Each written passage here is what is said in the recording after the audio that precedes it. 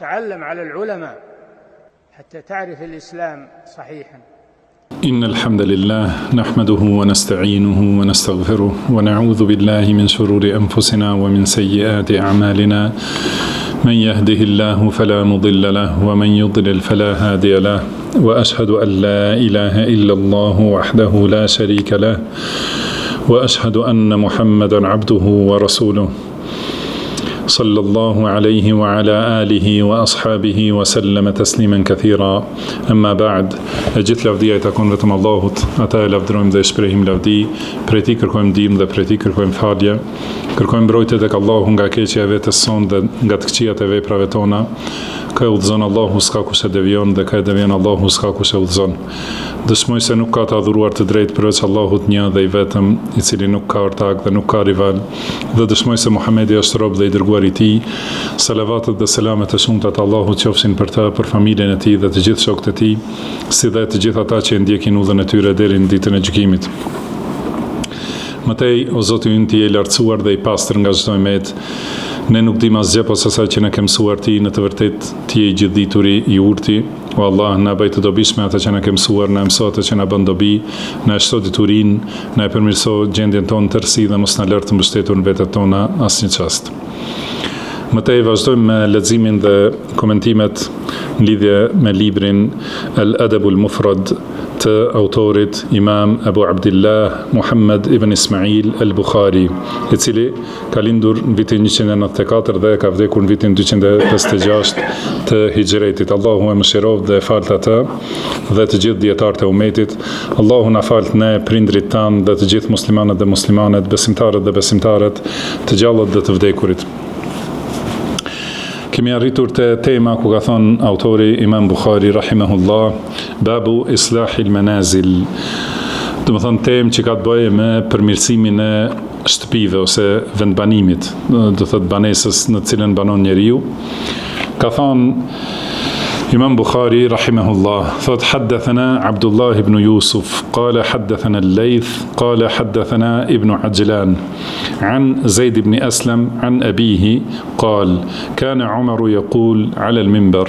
Do të thonë me këtë zinxhir transmeton nga Zeid ibn Aslam, thot se Omeri radhiyallahu anhu shumë shpesh herë në mimber, në hutbe, do të thonë, thoshte, ja ejuhen nas, aslihu alejkum mathawiyakum. O njerëz, përmirësoni ose rregulloni banesat tuaja, pra shtëpitë në të cilat banoni. Wa akhifu hadhihi al-jinnan qabla an tukhifakum. Dhe friksojni këto gjinnan. Do të thënë fjala xhinnan do ta shpjegojmë se çka do thot. Friksojni ju përpara se t'ju friksojnë ata juve. Fa innahu lan yabdu lakum muslimuha. Do të thënë nuk do të gjeni asnjë prej tyre që është do të thënë që ju dorëzohet juve ose që hyn në paqe me ju. Wa inna wallahi ma salamnahunna mundhu adainahun. Do të thënë dhe ne nuk jemi pajtuar me ata, nuk jemi në paqe me ata, çikur jemi armiqësuar me ta. Pra në këtë fjalë të Omerit radhiyallahu anhu, thot ai radhiyallahu anhu, përmirësoni ose rregulloni shtëpitë tuaja. Kjo është për qëllim shtëpitë ose banesat, vendin në cilin banon njeriu dhe ku strehohet, ku e ka strehen dhe banimin dhe jetesën, përmirësojni mirë, do të thonë bëjeni ndërtimin e mirë, që të jetë rregull, që mos jetë në secilin moment frika se do të rrëzohet, për shembull, që mos pikoj, do të thonë siç dihet në vendet tona, mos pikoj kur të ketë ndonjë të rreshur, të shiut ose borës, që mos hyj ftohti ose nxehti nga të gjitha anët. Do të thonë bëjni të mira shtëpitë, ndërtojini mirë, rregullojini mirë. Dhe po ashtu që mos hyjnë gjallësa të dëmshme. Do të thonë mos hyjnë mint ose insektet ose gjarprind, mos hyjnë në shtëpi. Do të thonë rregullojini shtëpitë përmirësojni mirë, pra bëjnë ndërtimin e mirë, që t'jenë të mjaftueshme që njeriu t'jetë i rahatshëm brenda shtëpisë, mos friksohet se do t'i pikoj pika, ose do t'hy e ftohta, ose nxehta, ose mos friksohet se do t'hyn kafsh, ose zvaranik, ose kështu me radhë. Do të thënë, ky është qëllimi, aslihu aleikum mathawiyakum. Do të thënë, përmirësojni shtëpitë, përmirësojni banesat, bëjni të mira. Ka thënë wa akhifu hadhihi al-jinnan. Edhe friksojni këta që nëse e përkthejmë drejt për drejt, do të thënë friksojni xhinët. Do thotë që mos jetojnë në shtëpitë tuaja. Por qëllimi është për gjarprind. Do të thënë friksojni gjarprind qabla an tukhifakum, përpara se t'ju friksojnë ato juve. Do të thënë qëllimi është që ku ta shihni gjarprin, vriteni me njëherë. Më thënë dhe sidomos ata që hynë në shtëpi.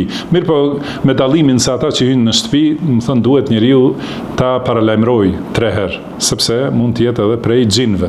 Pra e ka quajtur Omeri radhiyallahu anhu gjarprind xhin, do më thënë me emrin e xhinëve. Sepse ka thënë nuk mund të gjeni prej tyre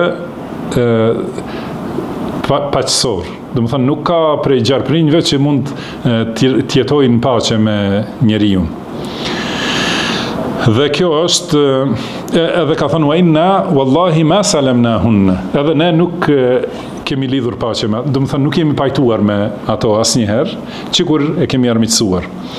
Kjo është për shkak se armiqësia mes njeriu dhe gjarprit ka filluar që nga njeriu i parë, nga Ademi alayhi salatu wassalam. Pasi është përmendur, është transmetuar në ethere se Iblisi nuk ka mundur të hyjë në xhennet, pasi rojet e xhennetit nuk i kanë lejuar. Atëherë ka hyrë në gojen e gjarprit, edhe gjarpri si kafsh, prej kafshëve ka hyrë në xhennet, edhe Iblisi u ka bërë vezvese, do të thënë i ka futur dyshime Ademit dhe Hawas, prindërve tanë. Dhe kjo, do thot, gjarpri e ka ndihmuar armikun ton më të madh.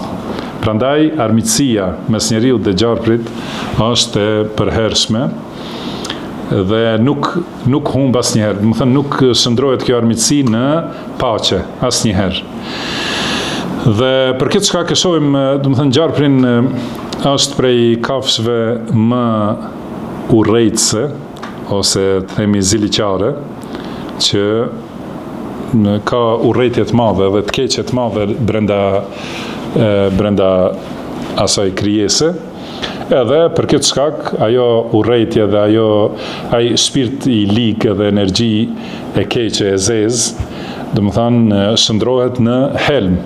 Edhe do të thënë kur gjarpri kur e sheh njeriu, do të thënë vlon ai zemrimi. Edhe ky zemrim del në formë të helmit vrasës. Për këtë shkak nuk ka paqe asnjëherë mes njeriu dhe gjarprit, edhe qëllimi i Omerit radhiyallahu anhu është që njeriu duhet të jetë sulmues ndaj këtyre gjallësave të dëmshme dhe jo i friksuar edhe i tërhequr. Do të thënë po, tjetë që ato friksohen prej besimtarit. Pra, e khifu hadhihi al-jinnan qabla an tukhifakum. Do të thënë, ju friksojni ato dhe mos lejoni që ato t'ju friksojnë ju. Edhe kështu, njeriu duhet t'i edukojë edhe fëmijët, do të thënë që mos jenë të dobët dhe të friksuar nga secila gjë që lëviz, nga i shohim, do të thënë, shumica e fëmijëve tonë këtë kohë, do të thënë, friksohen edhe nga insektet më të vogla, do të thënë janë të friksuar, kurse duhet besimtari të jetë i vendosur dhe edhe njerëz të këqij, edhe çdo shpirt i lig, do të thënë edhe prej njerëzve, edhe prej kafshëve, edhe prej xhinëve, të jetë i friksuar prej besimtarit dhe jo e kundërta. Jo besimtari të friksohet as nga xhinët, as nga gjarpri, as nga insektet, as nga kafshë tjera, po as nga njerëz të këqij. Domethënë s'ka nevojë të friksohet besimtari ndaj që e ka me të vërtetë tauhidin të rrënjosur në zemrën e tij dhe ka tauhid të plot dhe të pastër, nuk friksohet prej askujt. Edhe atëherë kjo është padyshim se është fjalë e vërtetë që shumë njerëz e keq përdorin. Domethënë kush i friksohet Allahut, nuk i friksohet askujt. Kjo nuk ka dyshim se është e vërtetë. Ai që ka frikë të vërtetë ndaj Allahut. Mirë po, tham se frika ndaj Allahut domosdoshëm duhet sjell vepra të mira edhe largim prej mëkateve. Nuk është vetëm pretendim. Prandaj kush e ka tauhidin e sakt, besimin e plot, frikën e vërtetë, të sinqertë ndaj Allahut, atëherë çdo gjë friksohet prej tij. Dhe ai nuk i friksohet askujt. Do të thënë nëse është me të vërtetë që i friksohet Allahut. Dhe kështu duhet ta edukojmë vetveten edhe familjet tona dhe fëmijët tanë, do të thënë që mos ja kenë frikën askujt përveç Allahut subhanahu wa taala. Dhe ti kenë frikë Allahut, frikë të vërtetë. Do të thënë me të vërtetë që rezulton në veprat dhe në sjelljet e tyre, në moralin e tyre. Do të thënë ti friksohen Allahut edhe mos e tradhtojnë askënd. Dhe jo të friksojnë prej njerëzve, që kur është njeriu, atëherë nuk tradhton. Nëse nuk është, nëse mundet, do të thënë nëse është në fshehtësi, atëherë do të thënë e bën tradhtin ose punë tek qija ose vjedhjen e tjera. Do të thënë ti friksohet me të vërtetë Allahut. Dhe nëse me të vërtetë i friksohet Allahut, nuk do t'i friksohet askujt tjetër.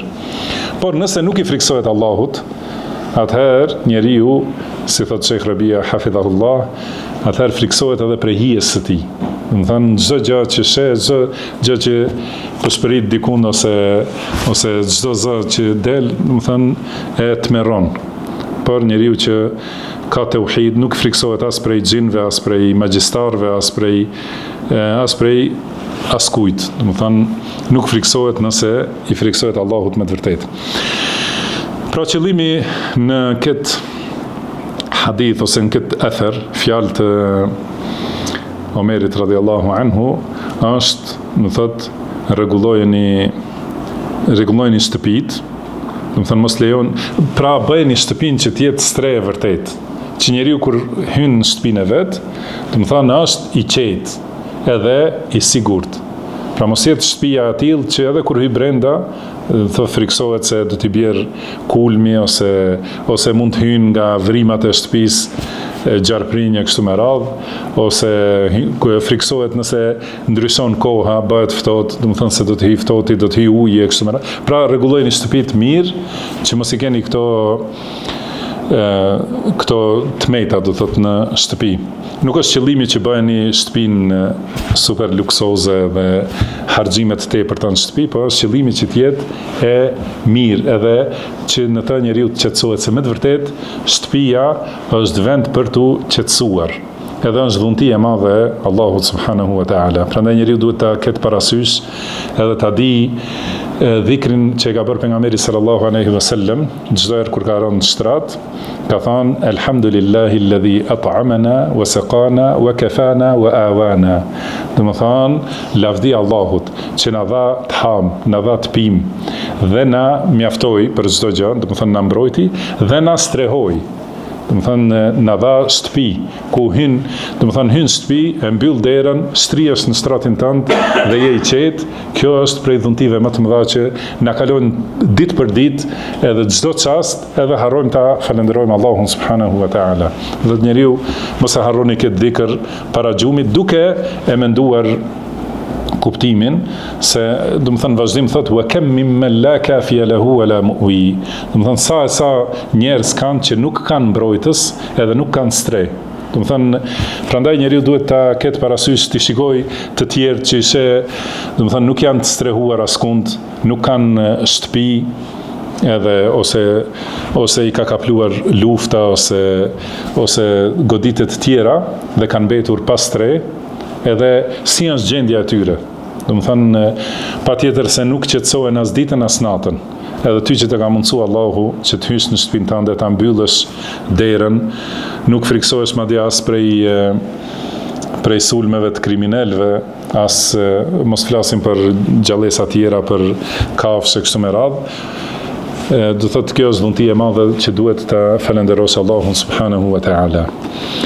Pra gjithashtu duhet ta kemi parasysh edhe këtë fjalë të Omerit radhiyallahu anhu që ka thënë wa inna wallahi ma salamnahunna, do të thënë ne pas Allahun nuk jemi pajtuar me gjarprin, do të thënë mundhu adejnahunna, qikur ka filluar armiqësia.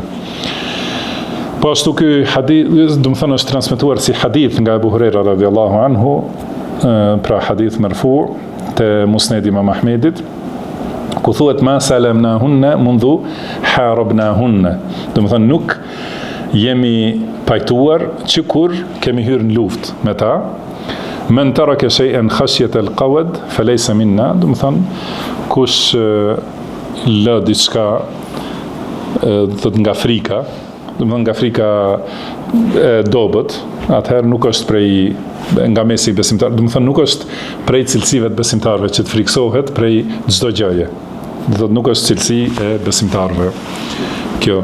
Edhe tham armiqësia ka filluar që nga Ademi alayhis salam, për zvaranikët, këta gjarprinët dhe zhapinat e kështu me radhë janë armiq të njeriut, edhe kanë qenë edhe armiku i Ibrahimit alayhis salam, do të thonë el-wazagh, do të thotë një lloj prej llojeve të zhapinëve ose hardhucave që i ka fryrë zjarrit Ibrahimit alayhis salam, do të thonë siç e ka luftuar gjarpri bashkë me iblisin udhëzimin e njeriut, gjithashtu kanë luftuar edhe pasardhësit e tij, po ashtu udhëzimin në tauhid dhe thirrjen në tauhid, kanë luftuar kundër Ibrahimit alayhi salatu wassalam.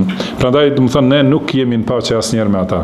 Edhe nuk guxon njeriu t'i marrë shembull njerëzit mosbesimtar që mbajnë si do të thonë kafshë shtëpiake, gjarprinj ose zhapina kështu, ose ata që flasin, do të thonë fjalë të kota për drejtat e kafshëve tjera me radhë, do të thonë ata janë vetëm fjalë të kota, sepse kafshët edhe të gjitha gjallësat i ka vendosur Allahu në tokë me urtësi të plot për secilin që gjendet, edhe do të jetë ajo kafshë si janë dobit e jetesës tokës, edhe të kafshëve tjera edhe të njeriut. Edhe të gjitha këto i ka vënë në shërbim të njeriut. Prandaj edhe therrja e kafshëve që janë halal për ushqimin e njeriut është punë halal dhe është e mirë, edhe është simbol i bukur i Islamit. Po edhe vrasja e kafshëve të dëmshme gjithashtu është punë e mirë dhe simbol i bukur i muslimanit, nuk është për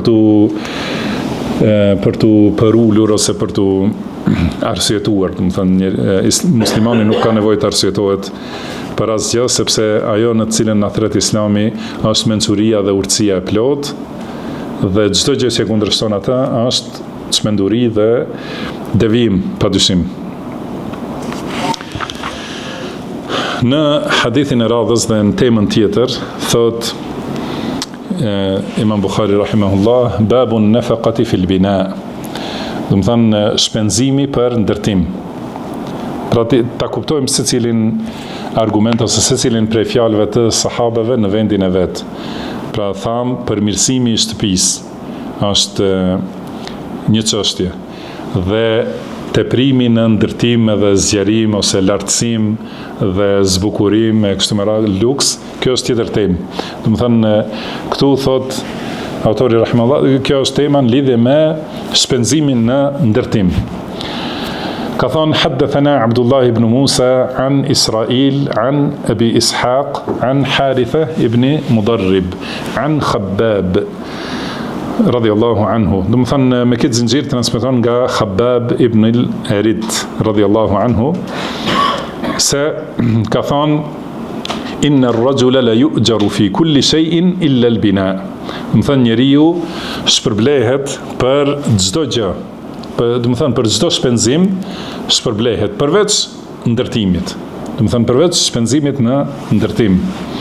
Do të thënë është për qëllim Kemi lexuar më herët hadithet që edhe shpenzimi për familjen, edhe shpenzimi për vetveten është sadaka, është prej sadakave. Do të thonë, në çdo shpenzim njeriu edhe kafshatën që e vendos në gojen e gruas së tij, do të thonë ka shpërblim, edhe ka i shkruhet sadaka ajo.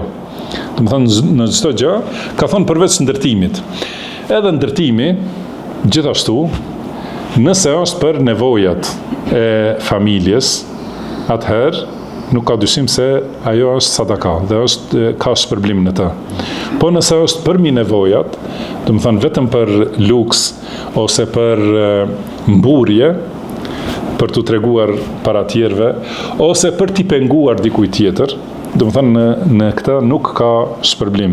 Pra kuptohet se çdo gjë vlerësohet sipas niyetit. Bëhet fjalë për ndërtimin e shtëpive, vendbanimeve ose pallateve kështu me radhë. Do thotë nëse është për nevojë dhe aq sa është nevoja, që të jetë e mjaftueshme për vete dhe për familjen, domethënë në shtëpi, atëherë në këtë ka shpërblim. Por nëse është për mi këto nevoja, duke shtuar katë që ndoshta njeriu asnjëherë në jetën e tij nuk do t'i përdor, ndoshta as pasardhësit e tij nuk i përdorin, do të thonë në këtë nuk ka shpërblim. Përkundrazi ka mundësi të ketë edhe barr, do të thonë për cilën do të përgjigjet. Edhe nëse është ndërtimi për t'i penguar komshisë, për shembull fëmijët, atëherë padyshim se ka mëkat në këtë. Kurse ndërtimi i xhamive, do thotë edhe aty hin ndërtim. Kuptohet se ndërtimi i xhamive dhe shpenzimi për ndërtim të xhamisë ose të shkollave ose të shtëpive të jetimave për shembull ose shtëpive të pleqve sipas nevojës, do thonë atëherë në këtë padyshim se ka shpërblime të shumta. Dhe gjithashtu edhe të xhamit, do të thonë shpenzimi i tepërt, harxhimi i tepërt për ndërtim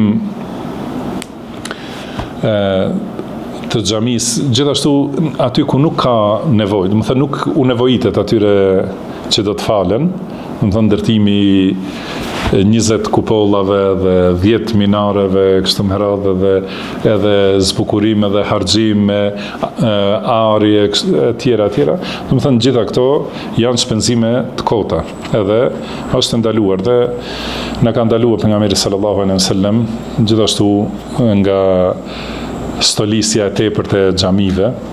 Do të thonë edhe këto xhami shpesh herë, do të thonë këto harxhime ose shpenzime bëhen shpesh herë për mburje, edhe për, do të thonë për lëvdat të atij që investon. Pra kuptohet se cila çështje vlerësohet sipas niyetit. Por kanë thënë disa prej dietarëve që kuptohet në kohën e selefit, kanë qenë edhe xhamit edhe shtëpitë atyre kanë qenë vetëm me plithar, me qerpiç, do thotë me balt të ndërtume. Mirë po prej tyre ka dalë, do thotë dituria dhe fuqia e vërtetë e umetit. Mirë po më vonë kanë pa muslimanët se duhet të ndërtohen xhamit me ndërtim të fuqishëm, sepse do thotë sidomos në kohën tonë e dim që jemi në shumicën e vendeve nën shtypjen edhe nën pushtetin e mosbesimtarëve. Edhe sikur të kishin qenë xhamit ashtu, do të thonë të dobta, ata i kanë fshi xhamit që kanë qenë ndërtime të fuqishme dhe të mëdha, si do të kishin qenë me xhami që të cilave nuk janë të vështira për t'i rënu. Prandaj ka një urtësi në shpenzim më të madh në ndërtimi të jetë më i fuqishëm i xhamisë. Do thotë kjo është pozitive. Dhe gjithashtu këto minaret edhe kupollat që i përmendën sipas nevojës. Do të thënë në raste të shumta, pra duket xhamia, shtëpia e Allahut, më e lartë dhe më e bukur ose më me pozitë se sa shtëpitë tjera, kuptohet. Edhe disa çështje janë bërë simboli xhamisë të gjithë muslimanët, siç është minarja për shembull. Ka disa prej dietarëve që thonë se është bidat, mirë po kuptohet se ajo nuk është diçka me të cilën njeriu e adhuron Allahun, domethënë vetë ndërtimi i minarës, por është bërë simboli xhamisë në gjithë botën islame. Nuk ka, domethënë nuk gjen xhami dikun në ndonjë vend muslimanëve që nuk është me minare. Edhe është si pikë orientimi për muslimanët, sidomos të huajt, domethënë, edhe është për tu dëgjuar ezani dhe për tu pa gjithashtu të shihen simbolet e Islamit.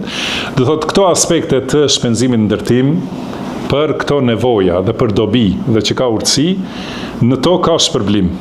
Por teprimi i ndërtimit pa ndonjë dobi të vërtet, reale, në këtë do thotë shpenzimin në ndërtim nuk ka shpërblim dhe nuk fiton njeriu asgjë. Për transmetuesin e këtij hadithi të flasim, quhet Khabbab ibnul Arit, radhiyallahu anhu. Është prej muhaxhirëve të parë, edhe është prej njerëzve që kanë qenë të shtypur në Mekë. Është përmendur se është i gjashti që e ka pranuar Islamin. Domethënë ka qenë i gjashtë, musliman i gjashtë pas pejgamberit sallallahu alaihi wasallam Abu Bekrit e kështu me radhë. Domethënë në disa transmetime përmendet se ka qenë i gjashti, në disa thuhet se ka qenë i 20. Por ai ka thënë se e ka pranuar Islamin para se të hyjë pejgamberi sallallahu alaihi wasallam në shtëpinë e Arqam ibn Abil Arqam. Dhe ka qenë një prej sahabeve, ky Arqam ibn Abil Arqam, e ka lësu shtëpinë e tij që të bëhet si mekteb, domethënë për të mbajtur mësime dhe për ta filluar davetin prej aty pejgamberi sallallahu alaihi wasallam. Do thotë përpara se të ndodh kjo, pra Khabbab ibn al-Arit e ka pranuar Islamin. Përndryshe ka qenë i sjellën në Mekë si rob, edhe e ka bler një grua prej Kurejshve, prej frisit Zuhra, Benu Zuhra, dhe ka qenë rob, domethënë në Mekë, dhe gjithashtu ka qenë me zanat, ka qenë farkatar, edhe ka prodhuar shpata të mira. Pra e ka pranuar Islamin herët, dhe kur e ka pranuar Islamin, atëherë ka qenë prej këtyre të dobtëve, sepse është përmendur që në fillim e kanë pranuar Islamin 6 veta ose 7 veta, sa përmenden aty. Jo që e kanë shfaqur. Domethënë ata që e kanë tregu haptaz Islamin, kanë qenë vetëm këta: i dërguari i Allahut sallallahu alaihi wasallam, Abu Bekri radhiyallahu anhu, ka qenë Khabbab ibn al-Arit, Bilal ibn Abi Rabah, Ammar ibn Yasir, edhe Sumeja, nana e Ammarit. Domethënë këta janë që e kanë shfaqur Islamin, domethënë haptaz në fillim. Dhe thot, sa i përket pejgamberit sallallahu alaihi wasallam, Allahu e ka mbrojtur me Ebu Talibin. Ebu Bekri, radhiyallahu anhu, ka qenë i mbrojtur nga familja e tij e fuqishme. Domethënë nuk i kanë sulmu, kurse këta tjerët, Khabbabin, Bilalin, Ammarin dhe Sumejen, domethënë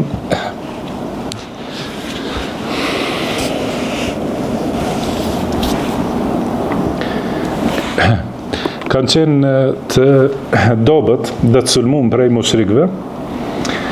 Dhe keni dëgjuar për ndodhit me Bilalin radhiyallahu anhu, me Sumejen, me Ammarin. Një prej tyre pra ka qenë Khabbab ibn al-Arit. Dhe e kanë torturuar shumë mushrikët. Dhe për ta treguar këtë, thotë tregohet që Omeri radhiyallahu anhu, do thotë vonë, pra pas vdekjes pejgamberit sallallahu alaihi wasallam, ose para, domethënë pas hijretit, i ka thënë Omeri radhiyallahu anhu ma trego shpinën, i ka thënë Khabbabit. Edhe kur e ka pa, ka thënë Omeri radhiyallahu anhu, wallahi nuk kam pa diçka të tillë asnjëherë. I ka thënë Khabbabi, mushrikët kanë ndezur zjarr, edhe këtë zjarr e ka fikur dhjami im. Domethënë që është shkri nga zjarri, edhe kur ka rënë, domethënë e ka shuajtur zjarrin, do thotë gjaku dhe dhjami i tij radhiyallahu anhu. Dhe nuk ju ka dhënë mushrikëve asnjë fjalë që e kanë kërkuar ata. E kanë kërkuar, do të thonë, që të largohet nga pejgamberi sallallahu alaihi wasallam ose ta shaj pejgamberin sallallahu alaihi wasallam. Do thotë nuk i ka dhënë asnjë gjë nga ato që kanë kërkuar mushrikët. Dhe është gjithashtu prej muhaxhirëve të parë që kanë bërë hijret. Po ashtu përmendet gjithashtu se ajo gruaja që e ka bler, ja ka djegur kokën me hekur të nxehtë. Do të thënë ja ka afruar hekurin e nxehtë, jo djegje direkt, po do thotë në këtë mënyrë ka torturuar, edhe Khababi i është tanku pejgamberit sallallahu alaihi wasallam. Dhe pejgamberi sallallahu alaihi wasallam ka thënë Allahumma mansur Khababan, o Allah ndihmoje Khababin kundër armiqve të tij. Dhe pastaj është përmendur se kjo grua është smur edhe ka pasur aq, do të thënë është shëru Khababi nga dhimbta e kokës, edhe është smu ajo grua, edhe ka pasur aq dhimbta sa i kanë thënë duhet patjetër të bësh kej, do të thënë djegje. E dini, kjo është një metodë që është përdorur, djegje me hekur nxehtë për disa smundje i kanë përdorur. Edhe atëherë ajo ka kërku nga Khababi që t'ja djeg kokën, do të thonë për shërim, do thotë. Do thotë ka qenë prej muhaxhirëve të parë, edhe ka marrë pjesë në gjitha luftrat me pejgamberin sallallahu alaihi wasallam, luftën e Bedrit edhe Uhudit dhe të gjitha luftrat, ka luftuar bashkë me pejgamberin sallallahu alaihi wasallam, edhe ka luftuar gjithashtu pas vdekjes pejgamberit sallallahu alaihi wasallam, dhe ka vdekur në kohën e Aliut radhiyallahu anhu, vitin 37 të hijretit, kur ka pasur 63 vjet, ose tjetër transmetim 73 vjet, kur ka vdekur radhiyallahu anhu. Ja ka falë xhenazën Aliu radhiyallahu anhu dhe ka thënë rahimallahu Khabbaban.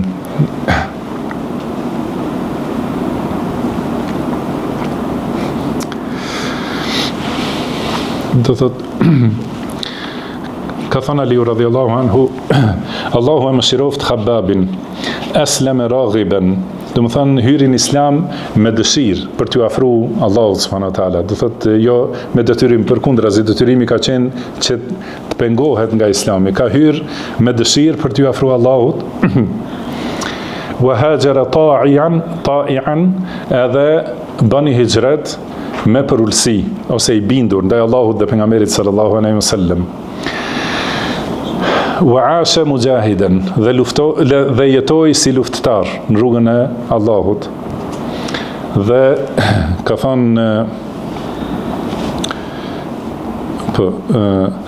wabtuliya fi jismihi ahwalan, dhe është sprovuar në trupin e tij në gjendje të lloj-llojshme. Do të thënë është torturuar nga mushrikët, edhe pastaj ka pasur smundje në trup. Kuptohet, do të thënë nëse i kalon ato tortura, ka pasur shumë smundje gjatë jetës së tij edhe vështirësi në trupin e tij, dhe ka thonë walan yudayya Allahu ajrahu, edhe Allahu nuk do t'ja humb atij shpërblim.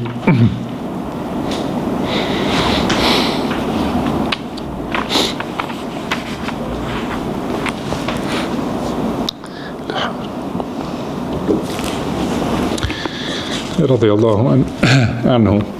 Më të vërtet është turp dhe keqardhje për muslimanët që nuk e përmendin më shumë jetën e sahabeve, sepse, siç kemi thënë, nuk ekziston gjenerat më mirë e njerëzimit. Do të thënë askush prej pejgamberëve nuk ka pasur shok dhe shoqërues si Muhamedi sallallahu alaihi wasallam. Nuk kanë ekzistuar sahabët, do thotë, ose shoqërues të ndonjë pejgamberi si sahabët e pejgamberit sallallahu alaihi wasallam. Megjithatë, është shumë e rrallë dituria për jetën dhe sakrificën e tyre. Kurse çka bëjnë popujt tjerë, do të thonë aq shumë i promovojnë ata të cilët i quajnë të shenjtë, do të thonë që disa prej tyre kanë qenë njerëz të mirë, kanë kontribuar, edhe shumë prej tyre ndoshta kanë qenë mushrik, që kanë thirrur në shirk, kanë thirrur në vepra jo të mira, domethënë aq shumë i promovojnë edhe i bëjnë të shenjtë, sikur ata janë, domethënë krijesa më të larta se njerëz të tjerë. Dhe ajo nuk është e vërtetë. Dhe ne nuk bëjmë ashtu për sahabët, por e kemi obligim me të vërtetë ta përhapim diturinë për jetën e tyre dhe biografinë e tyre, sakrificën e tyre, përpjekjen rrugën e Allahut që e kanë bërë, do të thënë që nuk ekziston as të ndonjë gjenerat para tyre dhe gjithashtu nuk ekziston të ndonjë gjenerat pas tyre, por shpresojmë që të ecim në rrugën e tyre edhe pse jemi shumë të ngadalshëm. Radiyallahu anhum wa ardahum. Prandaj me të vërtetë është për të ardhur keq si njerëz të bëjnë tifo, domethënë tifozllëk për ata që i shajnë sahabët, edhe për ata që i quajnë sahabët, do thotë renegat, edhe që kanë dalë nga Islami, domethënë ata që e kanë sakrifikuar gjithë këtë sakrificë dhe e kanë përhapur Islamin, e kanë transmetuar diturinë dhe udhëzimin në këtë mënyrë, edhe për këtë nuk kanë kursy prej vetes së tyre asgjë. Edhe ne kanë transmetuar Islamin, diturinë, shpalljen që e ka sjellë Allahu subhanahu wa taala, ne kanë transmetuar të pastër, të freskët, ashtu siç ka zbritur. Edhe patjetër se ne kemi obligim të lutemi për ta dhe ta lutim Allahun që të jetë i kënaqur me ta. Dhe ti armiqsojmë secilin që i armiqson ata. Do të thënë, dhe si ka thënë Sheikh Rabia hafidhahullah, për sahabët hidhemi në shpata. Do të thënë, nëse ka nevojë, do të thotë, për nderin e sahabëve që ta ruajmë, patjetër se ne gjithashtu nuk duhet të kursejmë asgjë prej vetvetes son për këta njerëz të mëdhenj, por e lutim Allahun që të na bashkojë bashkë me ta dhe udhëhecin e tyre dhe tonin pejgamberin sallallahu alaihi wasallam. Pra në lidhje me fjalën që folëm për çështjen e ndërtimit. Në hadithin e radhës dhe titullin tjetër, ka thënë autori rahimahullah, babu amali rajuli ma'a ummalihi. Do thotë kjo temë që ka të bëjë me që njeriu të punojë bashkë me punëtorët e tij. Thot Imam Bukhari rahimahullah, haddathana Abu Hafs ibn Ali قال حدثنا أبو عاصم قال حدثنا عمرو بن وهب الطائفي قال حدثنا غطيف ابن أبي سفيان عن نافع ابن عاصم أخبره أنه سمع عبد الله بن عمرو رضي الله عنهما. Do thot me këtë zinxhir transmeton pra nga Nafi ibn Asim rahimahullah, i tregon se ka dëgjuar Abdullah ibn Amr ibn al-Asin radhiyallahu anhuma. Pra Abdullahi i biri Amr ibn al-Asit, sahabi i biri sahabiut. Thot, ai ka thënë një nipit, do të thënë djalit të vllait vet. Ka thënë, thot, qala libni akhi lahu kharaja min al-wahd. Pra i ka thënë djalit vllait vet, i cili ka dalë prej një vendit në Taif që quhet Wahd. Ka thënë, e ya'malu ummaluk, a janë duke punuar punëtorët e tu? Ka thënë, la adri, ka thënë nuk e di. Ka thënë, ama law kunta thaqafiyan la amilta ma ya'malu ummaluk. Sikur ti se me të vërtet thaqafi, do të thënë nga fisi Bani Thaqif i Taifit, ka thënë do të kishe punuar edhe ti të njëjtën punë që e punojnë punëtorët e tu. Thumma iltafata ilayna faqal, pastaj u kthye kahne, thot pra Abdullah ibn Amr, u kthye kahne dhe na tha, inna ar-rajula idha amila ma'a ummalihi fi darihi, pra kur njeriu punon bashkë me punëtorët e tij në shtëpinë e tij, wa qala Abu Asim marratan fi malihi. Gjithashtu ky Abu Asim në transmetim tjetër ka thonë në pasurinë e tij. Pra kur njeriu punon bashkë me punëtorët e tij në shtëpinë e tij ose në pasurinë e tij, do thotë, kana amilan min ummalillah. Do thotë është një punëtor prej punëtorëve të Allahut. Do të thonë është në ibadet, është në vepër të mirë, është duke bërë vepra për Allahun subhanahu wa ta'ala. Do thotë, ky hadith tregon për vlerën e modestisë, që njeriu të jetë, do të thonë, të punoj bashkë me punëtorët e tij. Të jetë modest, ta bëj punën e njëjtë që e bëjnë punëtorët e tij, dhe gjithashtu tu ndihmoj punëtorëve në ato detyra me të cilat i kanë ngarkuar. Do të thonë, dhe në të njëjtën kohë, shikoni edukatën e fesë sonë të madhërishme. Do thotë, të njëjtën kohë kuptohet se njeriu e përmirëson më mirë punën e tij, edhe u jep më shumë vullnet dhe kurajo punëtorëve të tij nëse punon ai bashkë me ata, dhe mbikëqyr punën, do të thonë drejt për drejt, dhe në mënyrë modeste, edhe shoqërore, jo në mënyrë të do thotë mendjemadhësisë ose duke u ndetur mbi kokë punëtorëve, sepse kjo u adopson vullnetin edhe zellin për punë punëtorëve. Kurse kur është bashkë me ta, edhe udhëheq punën dhe punon punët e njëjta që i bëjnë ata, kuptohet se kjo edhe i qetëson shpirtërisht punëtorët, edhe i bën më të lumtur edhe më të dashur për punëdhënësin e tyre. Do të thënë, ata më shumë e duan punëdhënësin, edhe bëhen më të dashur tek ai, edhe puna është më e bereqetshme, dhe gjithashtu çka është më rëndësi për moralin, do të thënë që njeriu e largon mendjemadhësinë edhe vetpëlqimin.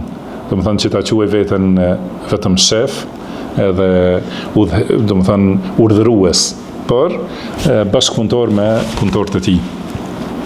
Nëse i ka këto niyete, do të thënë që të jetë modest para Allahut subhanahu wa taala, që të jetë t'i përkrahet gjithashtu ata të cilëve u ka dhënë detyra. Do të thënë i ka dhënë detyrë dhe i ndihmon për kryerjen e asaj detyre, atëherë është në ibadet. Është punëtor në ibadet, në adhurim ndaj Allahut subhanahu wa taala. Këtu përmendet ky vendi Wahd, që është në afërsi të Taifit. Pasi përmendin për Taifi, për ndryshe është 90 km, përafërsisht rreth 90 km nga Mekja. Edhe mund ta përmendoni klimën e Mekës, edhe gjendje ose thatësirën e Mekës, kurse Taifi me gjithë këtë afërsi, që është në lindje të Mekës, 90 km, është në vend shumë të lartë, do të thonë shumë në një rrafshnalt, edhe aty është përmendur, do të thënë aty ka edhe lumen, do thotë ujë që rrjedh, edhe kjo është shumë e rrallë nga dishullin arabik, dhe ka qenë ndarë si në dy pjesë, njëra që është quajtur Wahd, edhe tjetra, do të thënë ajo që quhet Taif, po ka patur pak shtëpi, pak banor, kurse në këtë kohë është qytet shumë i madh, do të thënë edhe i populluar shumë. Kanë përmendur disa prej dietarëve se në Taif, do të thënë, bëhet rrushi, bananet, hurmat, edhe shumë prej frutave. Edhe gjithashtu kemi pa edhe këto luleshtrydhet, do të thënë, bëhen. Edhe kanë përmendur se rrushi i Taifit, do të thënë, nuk gjendet askund në botë, do të thënë për cilësinë e kështu me radhë. Bananet e të tjera, hurmat. Këto janë, prandaj banorët e Taifit kanë qenë të njohur për bujqësi, do të thënë edhe punë në tokë. Edhe për këtë shkak është kjo ndodhi, kur Abdullah ibn Amr ibn al-As ka pasur një tokë shumë të madhe, një do thotë pronë të madhe në Taif, që ka qenë me kopshte dhe ara, ku janë mbjellur, do të thënë, pemë të ndryshme. Dhe djali i vllajt të tij, do thotë, kur ka dalë nga ky vend që ka qenë i Abdullah ibn Amrit, i ka thonë, a janë duke punu punëtorët? Ai ka thënë nuk e di. Do të thonë kjo ka treguar që as nuk i ka shikuar punëtorët, edhe prandaj ka thënë që duhet të punosh bashkë me punëtorët, edhe të ndihmosh, do të thonë, punët e tyre, atëherë do të jesh si punëtori i Allahut ose në adhurim, duke i bërë adhurim Allahut subhanahu wa taala. A dini sa u bë?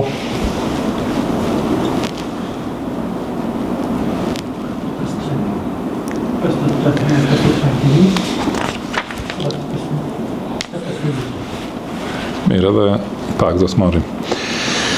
Tema tjetër thot babu tatawuli fil bunyan, do të thonë zgjatja e ndërtesave.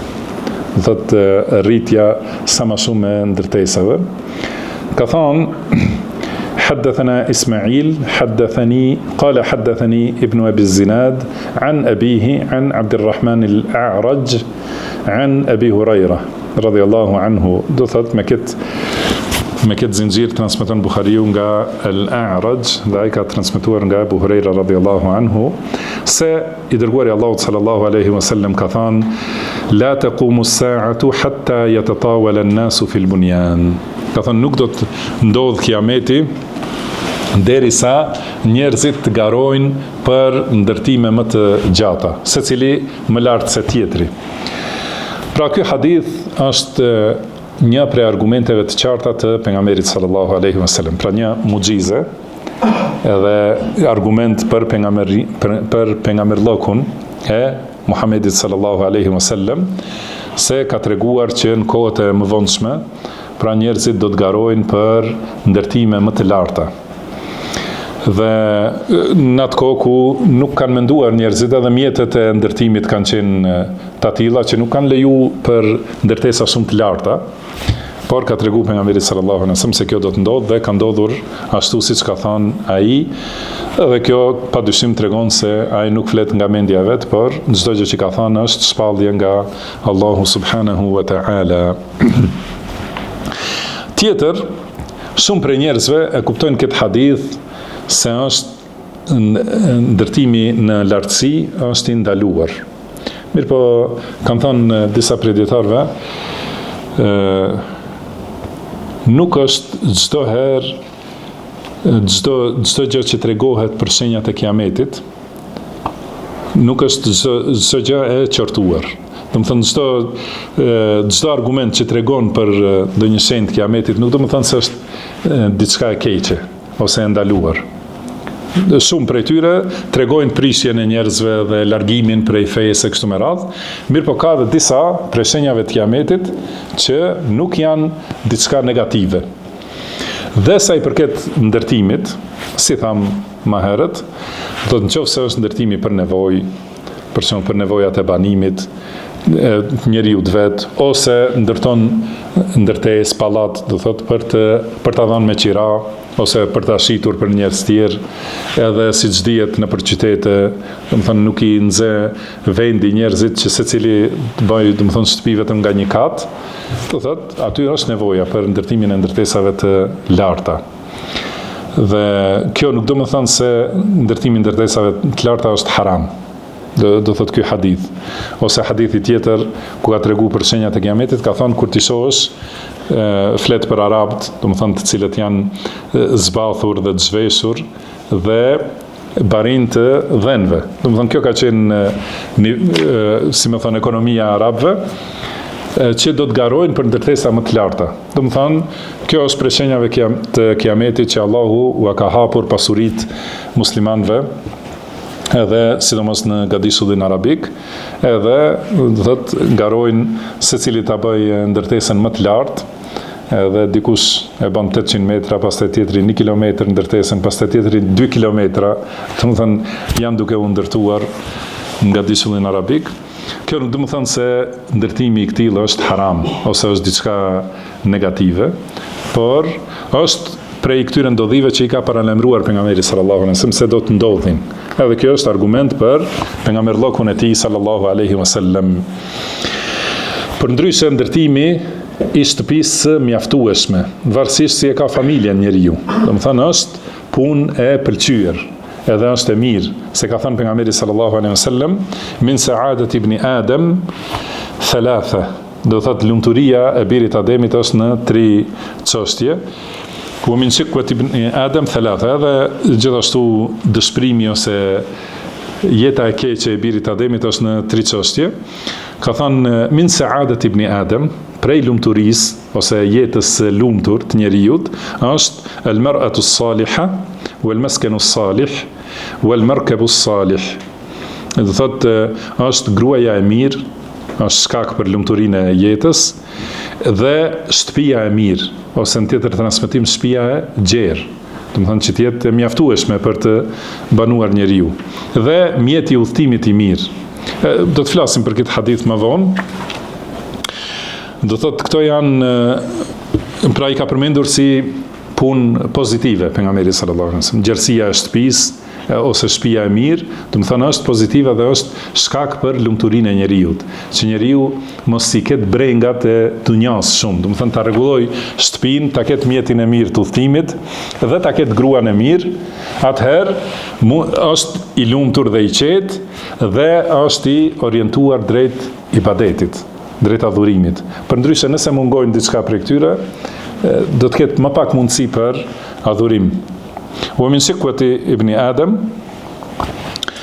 dhe dëshpërimi, do të thonë është gruaja e keqe, edhe shtëpia e keqe dhe mjeti i udhëtimit i keq. Do të thonë që çdo herë kur udhton nuk është i qetë, është i lodhur, do të thonë mjetin e udhëtimit e ka, ose kur kthehet në shtëpi, shtëpia është e keqe ose gruaja është e keqe, ose është fqinji, do të thonë që përmendet tjetër transmetim, atëherë nuk është njeriu i qetë edhe nuk mund të jetë as i përqendruar në namazin e tij, as nuk mund të kushtohet leximit të Kuranit për shembull, etj. Do thotë, prandaj qëllimi është për këto çështje të dunjas që ja lehtësojnë njeriu besimtarit, ja lehtësojnë jetën edhe janë ndihmë për ibadet, do të thonë që të jetë i përqendruar në adhurimin e Allahut subhanahu wa taala. Prandaj do thotë çdo herë nuk është negativ, por do thotë mund të jetë varësisht prej qëllimit, si thamë më herët. Dhe kur përmendet prej ndodhive që do të jenë para ditës kiametit, nuk do të thotë se është patjetër diçka negative. Pastaj do thotë në këtë temë vazhdojmë për do të thonë zgjatjen e ndërtesave. Ka thonë Hasan al-Basri rahimahullah wa radiyallahu anhu, prej dietarëve të tabiinëve, thotë kuntu adkhulu buyuta azwajin nabi sallallahu alaihi wasallam fi khilafati Uthman ibn Affan. Pra hyja në shtëpitë e grave të pejgamberit sallallahu alaihi wasallam në kohën e khalifatit të Uthman ibn Affanit radhiyallahu anhu, fa atanawalu suqufaha bi yadi, edhe e arrija kulmin ose tavan, kulmin, gjithashtu kulmin me dorë. Do të thonë aq kanë qenë të larta shtëpitë e pejgamberit sallallahu alaihi wasallam.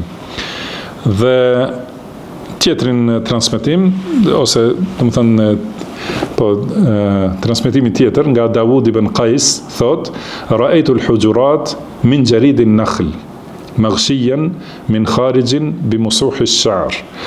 Thot i kam pa dhomat ose shtëpitë e grave të pejgamberit sallallahu alaihi wasallam që kanë qenë të mbuluara me deg të hurmave edhe të mbështjella, do të thonë me disa pjesë të prej kanë bë, do të thonë si tenda prej leshit të deveve. Thot edhe një pjesë e kanë mbuluar ose kanë mbështjell me ato fshatorat që është prej leshit të deveve dhe mbulimi i kulmit ka qenë me deg të hurmave.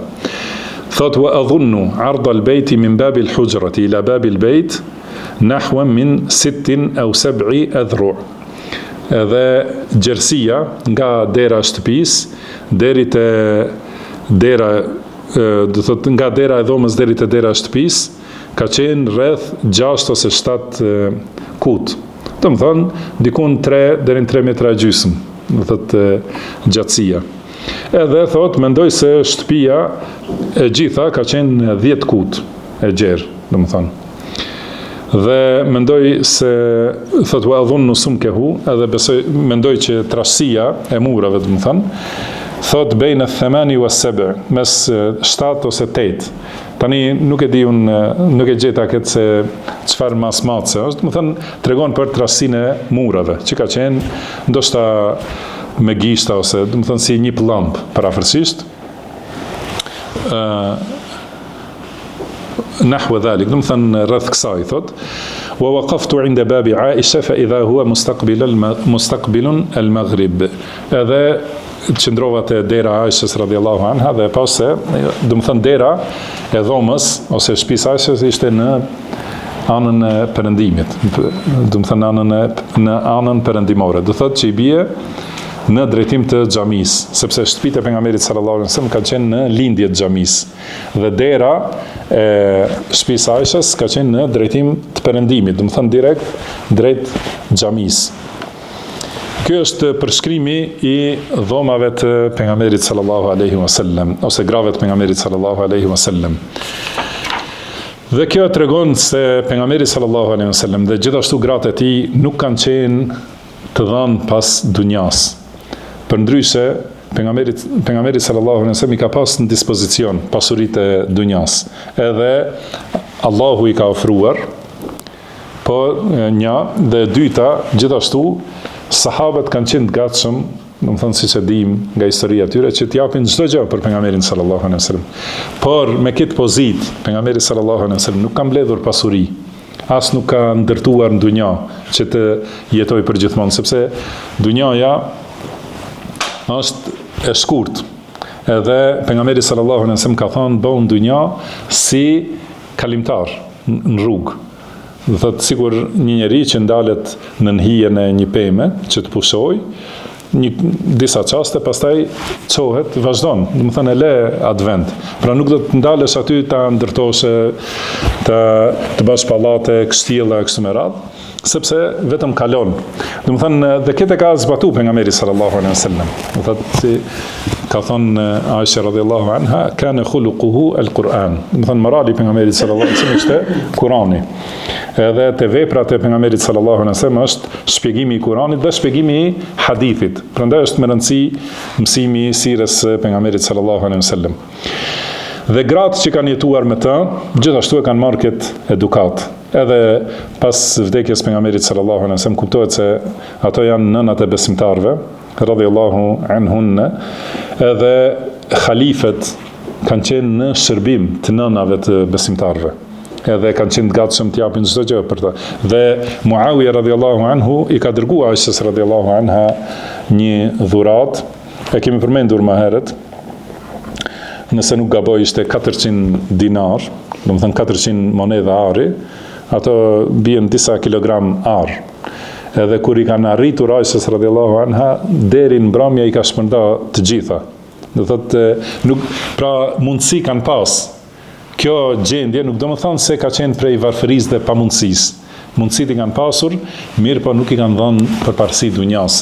Dhe e kanë zbatu fjalën e Allahut. Ka thënë Allahu subhanahu wa taala, ja ejuhen nabi, o pejgamber, qul li azwajik, do të thonë thuaj grave tua.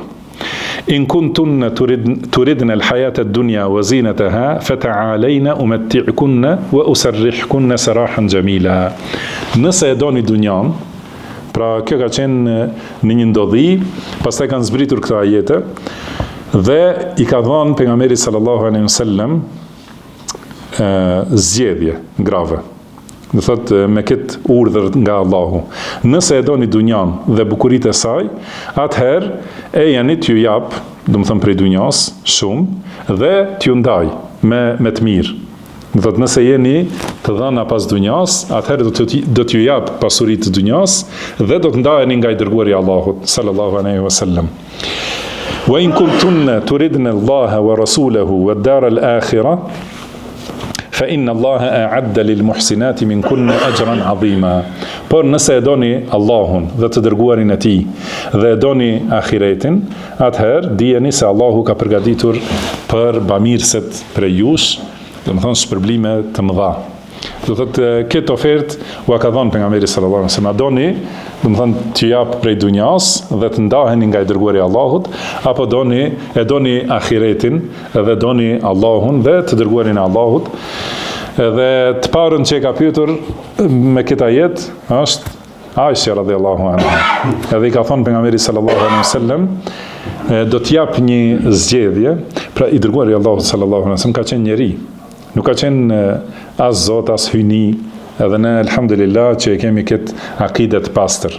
Pra Allahu e ka dërguar pejgamberin sallallahu alaihi wasallam, dhe ai ka qenë njeri. Dhe si njeri, do thot si njeri, do të them prej njerëzve i përsosur sallallahu alaihi wasallam. Ka pas raportet më të mira me familjen e tij. I ka thënë Aishës radhiyallahu anha, do të jap një zgjidhje, mirë po mos më jep përgjigje pa mendu, do të thënë mendoj një kohë, ose i ka thënë konsultohu me prindët e tu. Do të thënë me ata që kanë pjekuri të plotë, Abu Bekri dhe bashkëshortja e tij, edhe ja ka lexuar këtë ajet.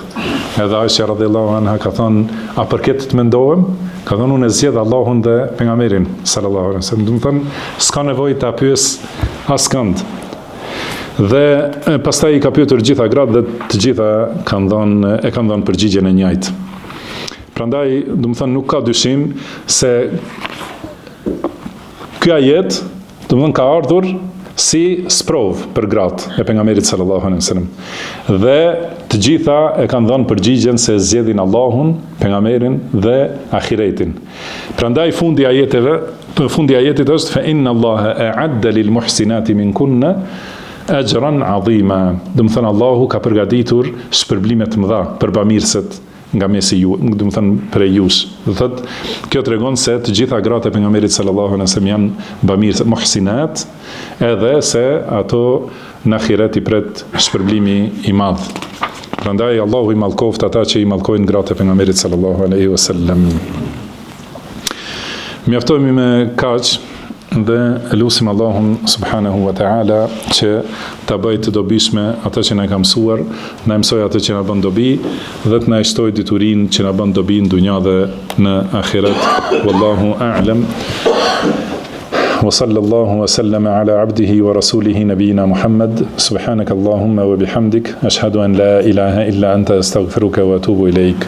Wa akhiru da'wana anil hamdulillahi rabbil alamin.